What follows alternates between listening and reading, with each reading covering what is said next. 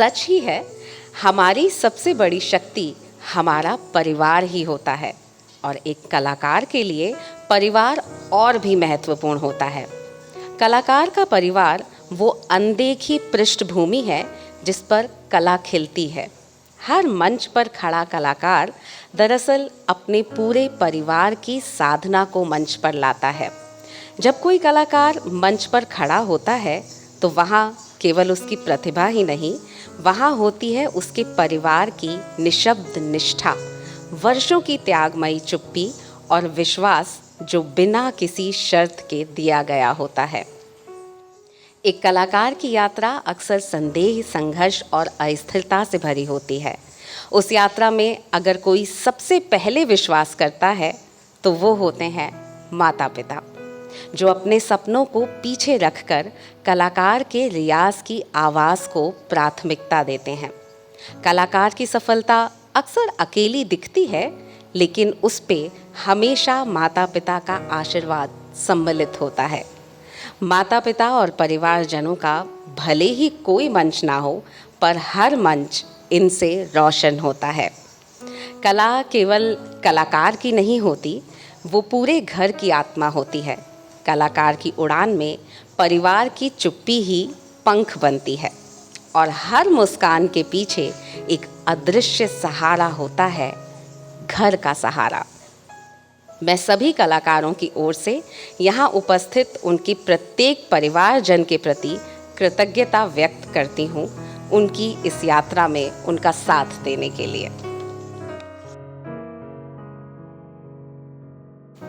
किसी ने सच ही कहा है कि रंगमंच की रोशनी से पहले कलाकार का पसीना बोलता है। रियाज केवल अभ्यास नहीं, बल्कि एक निशब्द प्रार्थना है जो हर कलाकार अपने भीतर के देवता को अर्पित करता है। कला कोई भी हो, नृत्य, संगीत, अभिनय या लेखन, उसका सबसे महत्वपूर्ण स्तंभ है निरंतर अभ्यास। ये वो प्रक्रिया है जहाँ कलाकार हर दिन अपने शरीर, मन और आत्मा को फिर से तराशता है। मंच पर जो सहज दिखता है वो असल में घंटों, दिनों और वर्षों की तपस्या का फल होता है। अभ्यास में कोई दर्शक नहीं होता, कोई तालियां नहीं बजती, केवल एकांत, अनुशासन और आत्मचिंतन होता है। ये वो समय होता है जब कलाकार खुद से मिलता है, अपनी कमजोरियों को देखता है, उन्हें स्वीकारता है और उन्हें पार करता है। रियाज वो अनदेखा पुल है जो गुरु की दी हुई शिक्षा को शिष्य के अनुभव में बदलता है। ये गुरु शिष्य संबंध को स्थायी बनाता है, क्योंकि बिना अभ्यास के ज्ञान केवल शब्द रह जाते हैं, अनुभव नहीं बन पाते। रियाज से कला में गहराई आती है, गति में अर्थ आता है और प्रस्तुति में आत्मा का संचार होता है। जो कलाकार रियाज नहीं करता वो केवल कला का अभिनय करता है, जो रियाज करता है वही कला को जीता है। देखा जाए तो रियाज एक कलाकार के लिए किसी साधना से कम नहीं है।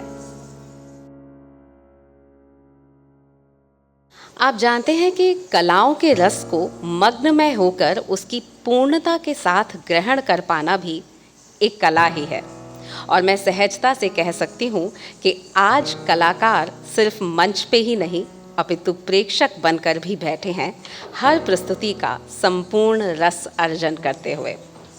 ललित कलाएं जैसे नृत्य, संगीत, चित्रकला, मूर्तिकला, काव्य और रंगमंच, ये केवल प्रदर्शन की वस्तु नहीं है, ये अनुभव है। और अनुभव तब पूर्ण होता है जब उसे सजग दृष्टि, श्रवण और मन से ग्रहण किया जाए, और यही है रस ग्रहण। कला में छिपे भाव, रंग, लय, मौन और गति को अपने भीतर उतार पाना, ये सिर्फ कलाकार का कौशल ही नहीं, बल्कि दर्शक का भी एक सूक्ष्म अभ्यास है, एक कला है जो ध्यान और संवेदनशीलता मांगती है। रसिक बनना भी एक साधना ही है। ललित कलाएं सभी आपस में जुड़ी होती हैं, जैसे शरीर के अंग एक दूसरे के बिना अधूरे होते हैं। इसलिए किसी एक कला को समझना बाकी सभी कलाओं की ओर खिड़की खोल देता है। सभी ललित कलाएं आपस में जुड़ी हैं अभ्यास, क्षमता और सूक्ष्म पकड़ में।